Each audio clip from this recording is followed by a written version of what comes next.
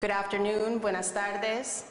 I am Diana Cortez, City Solicitor of the great city of Philadelphia, and I am here today proud to announce that the city of Philadelphia has filed a lawsuit against two major suppliers of illegal ghost guns, defendants Polymer 80 and JSD Supply. The City of Philadelphia Law Department filed this lawsuit with co-counsel Giffords Law Center to Prevent Gun Violence and the Hausfeld Law Firm. This legal action aims to combat gun violence that continues to plague our communities, most often in Philadelphia's Black and brown neighborhoods, by stopping ghost guns at the source. Defendants Polymer 80 and JSD Supply ship their products to any address in Philadelphia without a required legal background check or any other effort to verify the buyer's identity or age, as is required by Pennsylvania's state law. Their products are also widely available without any background checks at gun shows, which are frequently held at a short drive from Philadelphia's city limits. Their products are used to assemble fully functional, unserialized firearms called ghost guns in as little as 15 minutes. Since the start of 2023, our police department has recovered over 280 guns in criminal investigations. That's 87% of which were assembled using products sold by defendant Polymer 80. Increasingly, ghost guns have been recovered in cases of homicide, domestic violence, robbery, and other violent crimes. Because they are unserialized, as is required by state law, and therefore untraceable by our law enforcement to their original purchaser, they can be used to commit multiple crimes and have become popular among illegal gun traffickers. The lawsuit filed today against these distributors will hold them accountable for the harm they've caused in our city due to their reckless and illegal business practices, and to stop them from continuing to sell their illegal products. I'm grateful to be joined today by our city partners to make this announcement. We will continue to fight for every resident's right to health and safety in their neighborhood with every resource at our disposal. We're also joined today by the Giffords Law Center to Prevent Gun Violence, which provided extensive research and analysis to support our legal argument in the lawsuit. They will be speaking today about how ghost guns are impacting Philadelphia, our Commonwealth, and the rest of the country. But first, I would like to introduce our Mayor, Jim Kenney. His administration has shown great dedication to combating gun violence through every possible avenue. We are proud to announce this legal action today in accordance with the administration's and the city's priority to make Philadelphia a safer place for all city residents. Mr. Mayor. Well, good afternoon. Thank you. Over the last 3 years, we have witnessed an explosion in gun violence across America and here at home in Philadelphia. Time and time again, families have suffered the heartbreak of a murdered loved one, a son, daughter, a father, a mother, or a friend. And in a horrific incident on Monday night, we all know, a shooter murdered 5 people and likely would have harmed even more had the police not bravely and swiftly apprehended the subject. As a city, we all have endured these tragedies together while investing hundreds of millions of dollars to address the problem. I want the public to know there is no greater priority for our administration than to reduce violence and create safer communities and a more just city for everyone. And we know that investing in prevention and law enforcement has to be part of that solution. But make no mistake, the root of the problem is the proliferation of guns in our city and in our country. Guns are the common denominator in every single shooting. This includes the illegal handguns known as ghost guns. And we are announcing the filing of this lawsuit to stop them from continuing to flood the streets of our city. Let's be clear about what we're doing today and why. The selling of ghost guns is using the mail to sell a weapon that will often be used in the commission of crimes and even murder, and we intend to stop it. A ghost gun is built by the manufacturer and mailed in parts or kits, which are then often assembled by the purchaser and often used on the streets of Philadelphia to commit violent crime. These weapons are virtually untraceable because they have no serial number, and they can be purchased without background check, which means anyone, a criminal, a child, anyone, can buy a ghost gun. It also means that they are manufactured and sold in violation of Pennsylvania law. They're already illegal in the state. The manufacturers attempted to avoid liability by claiming that it is selling parts, not guns. But the gun kits they sell can be assembled in minutes by virtually anyone. All they need are simple household tools. In Philadelphia, our police department has seen over a 300% increase in the number of ghost guns in the last 4 years, which corresponds to the rise in violent crime on our streets. We've made numerous joint calls for gun safety and legislation that can help us do more to protect our communities. While lawmakers have not answered any of these requests, as a matter of fact, they've stood in our way and superseded many of the things we've tried to do, our officers have taken a record number of guns off our street. And let me reiterate, our police department is one of the finest in the nation. They're brave men and women. They put their life on the line every day. That incident on Monday night, they were taking active fire while scooping people into cars, getting them to the hospital to try to save their lives. And they deserve all of our thanks and credit, so thank you.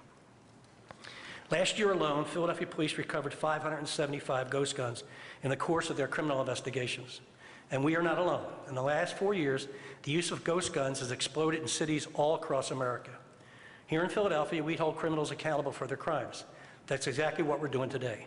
The manufacturers of these weapons need to be held accountable for what they're doing. People are dying, murdered by weapons that are sold for the exact purpose.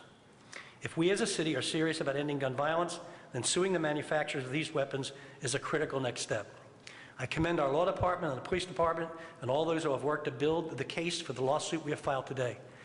Let this be a warning to these manufacturers. We are coming, and we will not stop until these weapons are eliminated from our streets. So I'm now pleased to introduce my colleague and our partner on this ongoing fight to reduce the flow of guns into our city, City Council President Darrell Clark.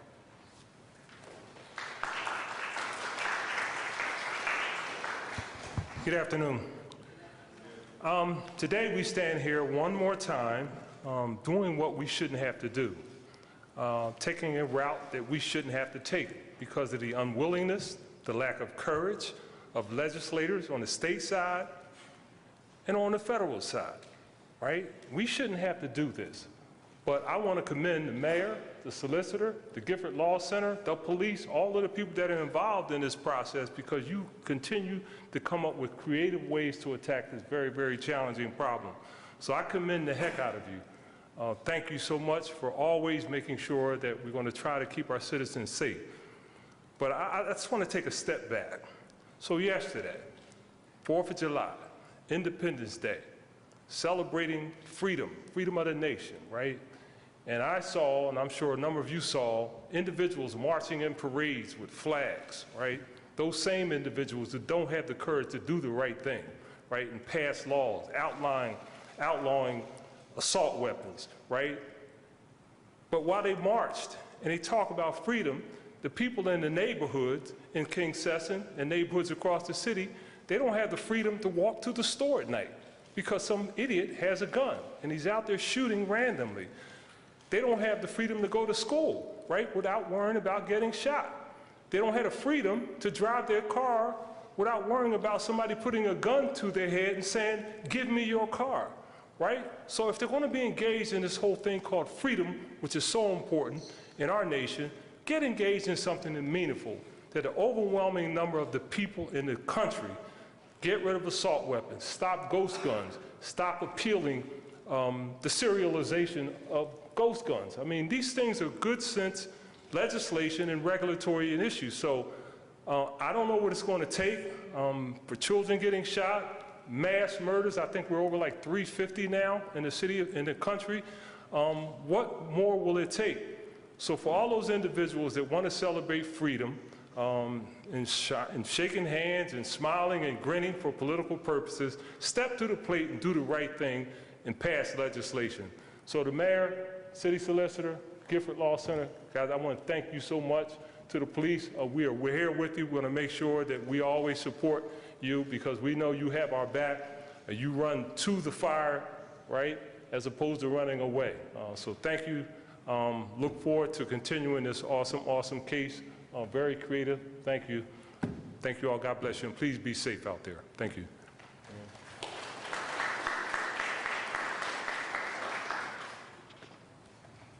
Thank you, Council President and Mr. Mayor.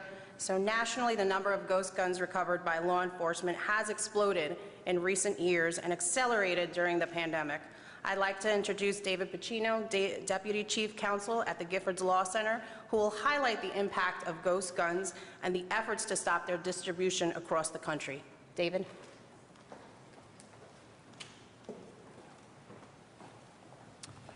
Thank you very much, Solicitor. I am David Pacino. I'm the Deputy Chief Counsel of Giffords Law Center to Prevent Gun Violence, which is the gun violence prevention organization founded and led by former Congresswoman and gun violence survivor Gabby Giffords. My colleagues and I at Giffords Law Center, we work across the country to try to reduce the number of injuries and deaths from guns. And in doing that work, I've learned a simple thing. That is that when people who should not have guns, who are not legally allowed to have guns, somehow get access to them, that's when people get shot, and that's when people get killed. And so my colleagues work every day to try to stop that, to try to prevent people who should not have guns from getting their hands on them. And that is hard work, but it's made harder because there is an entire industry that is focused on doing the exact opposite, in trying to get as many guns out there on the street, no matter whose hands they go into, no matter whether their customers are legally allowed to possess them or not. Polymer 80 and JSD Supply are focused on a competitive advantage, which is that they don't follow the gun laws that all the other responsible gun dealers do follow. They don't conduct background checks before they sell all their products, which is what a responsible gun dealer would do and is what is required by law. So when they're making a sale, they don't know who the purchaser is. They don't know if this person has a history of felonies, could be at risk of suicide, could be a child, could be a gun trafficker. They have no idea because it doesn't matter to them. What matters to them is making the sale. What matters to them is the bottom line. And that's not just morally wrong, it's a violation of Pennsylvania law. So I'm proud to be able to stand with the city today, along with the Hausfeld Law Firm, to be able to say that this is going to stop, that we will not accept this unlawful and reckless conduct, and we will not let these companies mortgage our community's safety for their bottom line. Thank you.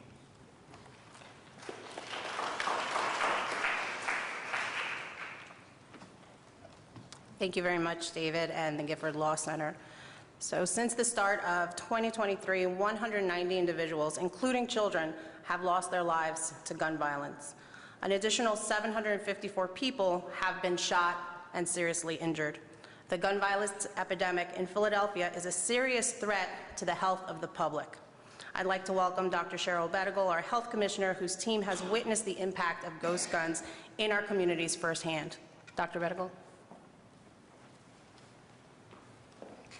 Good afternoon, everyone, and thank you for being here. When we think about what it means to take a public health approach to gun violence, it's useful to think about how that public health approach has improved auto safety. Over the past several decades, a public health approach focusing on identifying risk factors and protective factors for traffic deaths has led to safety improvements to road design, car design, and to laws that govern driver behavior. Our highways are now built with edge and center line stripes and reflectors to help drivers see curves, improved lighting, addition of barriers separating oncoming traffic lanes, and with guardrails.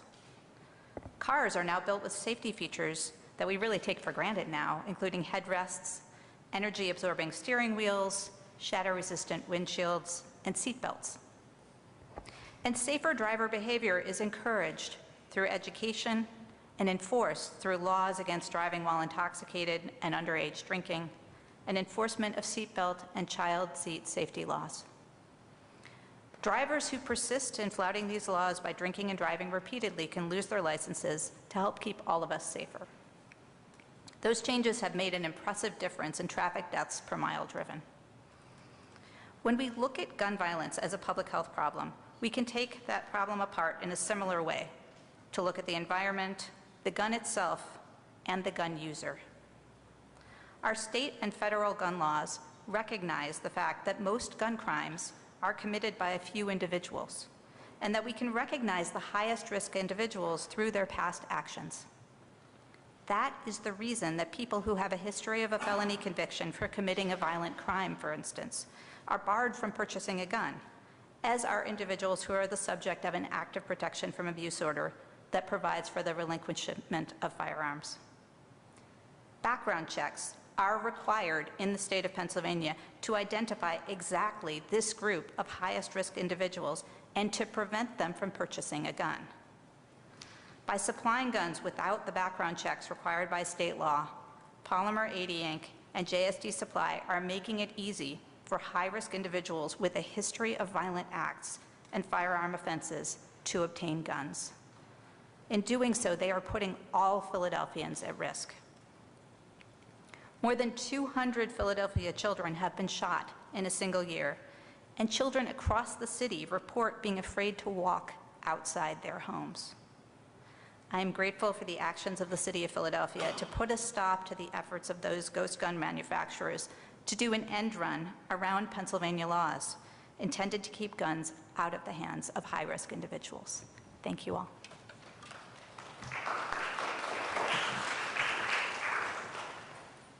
We will take some questions now. However, I would like to make sure that we ask questions first about the lawsuit before we get into anything else. So. There have already been lawsuits by other cities against companies, including Polymer 80. They, in fact, have had several multi-million-dollar settlements.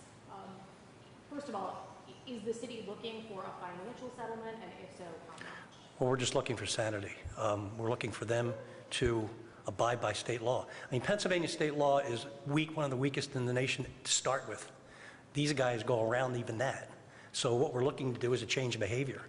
And if they're going to continue selling this deadly product, then they're going to have to follow the same rules as other, for want of a better word, mainstream gun dealers. So you can talk about any monetary settlement. I just want them to stop their behavior or put them out of business. If those other lawsuits didn't do that, why do you think this one? Because we have a great law department. But we don't, listen, everything we've tried to do since I've been here and before I've been here, the legislature has overrode us. Intentionally, the Republicans for the most part, and some conservative Democrats have overrode every single common sense thing we try to do. And we keep on coming up with hopefully ingenious ways of attacking it. But we can't just sit idly by. I mean, don't hold your breath for the legislature or Congress to change anything. You'll turn blue because they're not doing anything. And we are the ones, they are the ones picking up the carnage in the streets, and our families are the ones that are suffering and traumatized. And they're taking checks to the NRA still. Hey, great, let's have a party. But they're not doing their jobs. And I was standing in the courtyard of Independence Hall yesterday for our celebration. I thought to myself, after Monday night, the people in that building who wrote that document did not have this in mind. They wrote the Second Amendment for a single-shot, muzzle-loaded long gun that was used to fight the British, because we had a militia. Now we have an Army, Navy, Air Force, Marine Corps, and Coast Guard. We don't need a militia. No one needs to have an AR-15. They're not defending anybody. They're going out in the street and killing people. So we hope to be successful. We hope to have some change in their behavior. And Diana, if you want to talk about any monetary, I wasn't aware of any monetary request.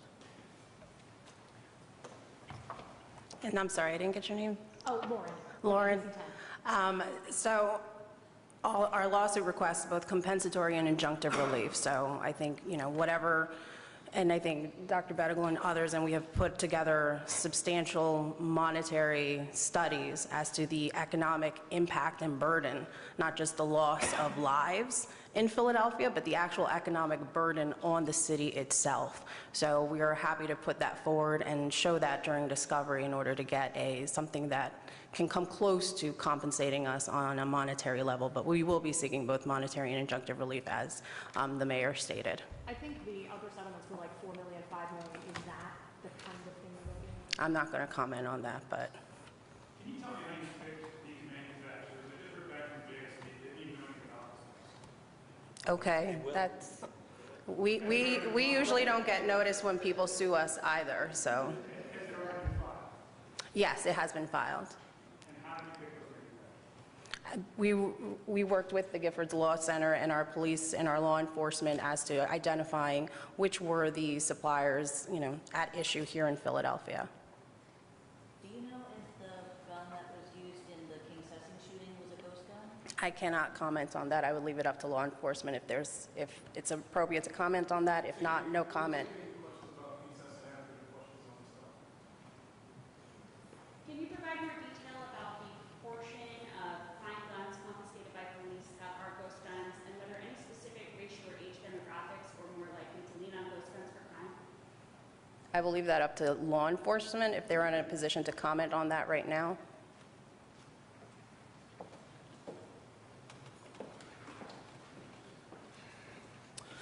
Yes, I can answer that question. I am Michael Garvey. I am the head of the PPD Crime Laboratory. Privately made firearms, which is basically what we call all of these are, we have seen a large increase over the last 5 years. Starting in 2019, we saw 95 per year.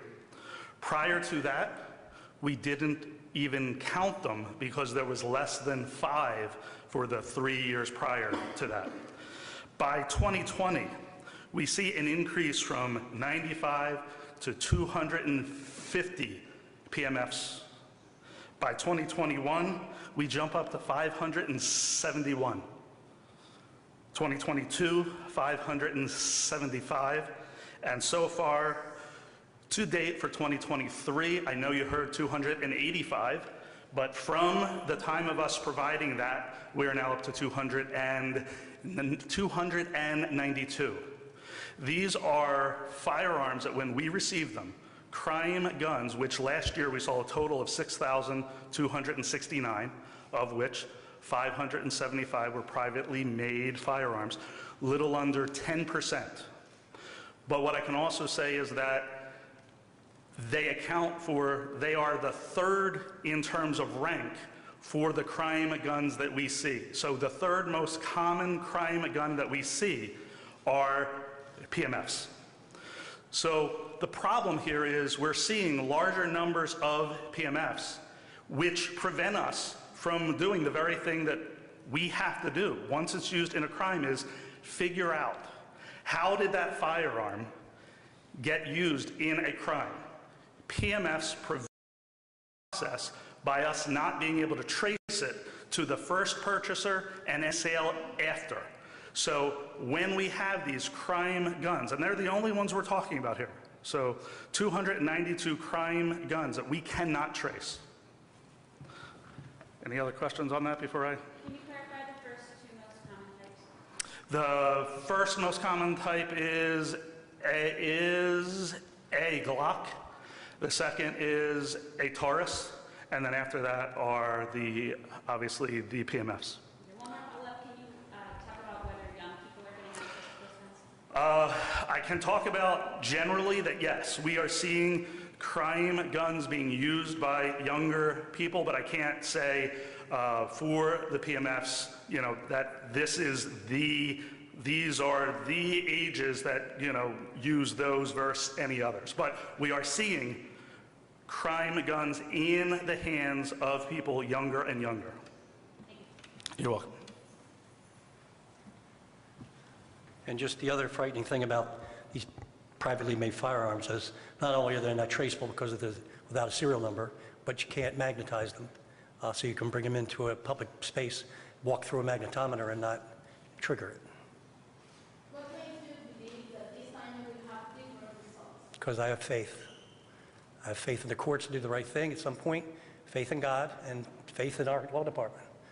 We can't just sit on our hands. I mean, as I said before, every time council or the administration comes up with some way to control, to influence the proliferation of guns, the state legislature, in their infinite lack of wisdom, steps up and stops us.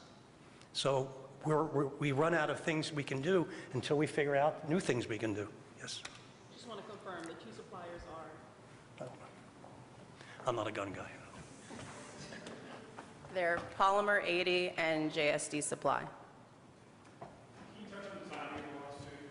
Why are we not working on this for a while? This has nothing to do with what happened Monday night. This has been in the works for, I guess, a year or more. Yes. We're happy to distribute a copy of the filed complaint to anyone who would like it, but as you will see, as a preview, it is a very detailed complaint. It's over 60 pages long, and so it is, it was extensive work with the Giffords Law Center, the Hosfeld firm, and in particular, our law department, our litigation chair, Renee Garcia, our Chief of Affirmative and Special Litigation, Ben Field, and the Divisional, Lydia First, who have been really on the forefronts in all of our creative affirmative litigation efforts to try to, as the mayor said, try to attack this epidemic of gun violence the last way that we actually can. So it is very detailed. It took a long time, and so that's why it took so long. Diana, are these the only two companies that make ghost guns, or why these two? The defendants. Are Right. they the only They're the ones based on my understanding is that based on the data and the research that we have done, those were the ones that were most significant here in Philadelphia. Okay, but there are others. That is my understanding, but again, focusing just on this particular lawsuit, that's why we focused on them. And you mean like their components were used in the guns you found here in Philadelphia? I think, yes. I mean, as I think Director Garvey had sort of alluded to, and I'm sure as you have seen through the different gun violence briefings, it's very hard because they're unserialized to really put them together. There are some key components that are very distinguishable to these particular manufacturers. So we focused on those, and we're pretty confident that these are the ones that we need to go forward against in this lawsuit. So does this seem like a supply side problem though, or will there be others that step in and start to sell more? Well, we hope not. We hope to make the necessary efforts and changes in the law and behavior necessary through this lawsuit, and as the mayor said, and all the other litigations, and this is really a full court press against this epidemic. So we're hopeful, as the mayor said, in all of these different efforts that we will see a change in that supply. Any more on the lawsuit? Anything else? Getting back to that question about king assessing, do we know if that was a ghost gun?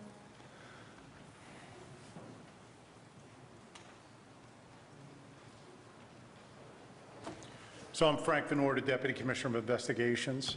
So what I can tell you is, and I'm not going to get deep into the investigation, but from the shooting on Monday night, the defendant that the police stopped out there that was eventually charged by the district attorney had two firearms. One was an AR-15, the other was a 9mm. We've confirmed through our lab both of those weapons were privately made firearms. Both of them were PMFs. So they're part of that 292 that we now have in our possession. How do you tell? Is it just because they don't have serial numbers? Right, well, the lab does an analysis on them and they could tell, yes, they don't have any markings, they're not traceable. So if he would have dropped that weapon and got away, we had no way to trace that weapon back to him. So the people who were killed on Monday night were killed by?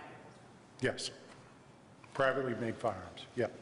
And do you know which of the companies made those two guns? The analysis is still underway by the lab. We'll have more information. We have some forensic examinations that have to be done on those guns, and then we pass it over and they'll do the firearms examination. So there's more examination to be done. Well, while you're there, and we're on the king assessing, can you comment on any interactions that detectives have had with the suspect at this point? We saw a report about the suspect apparently saying that this was to prevent gun violence. Can you confirm that? Yeah, I've seen all kinds of reports out there. What I could tell you is that we can't comment on that, any interaction or statement that he may have given. All right?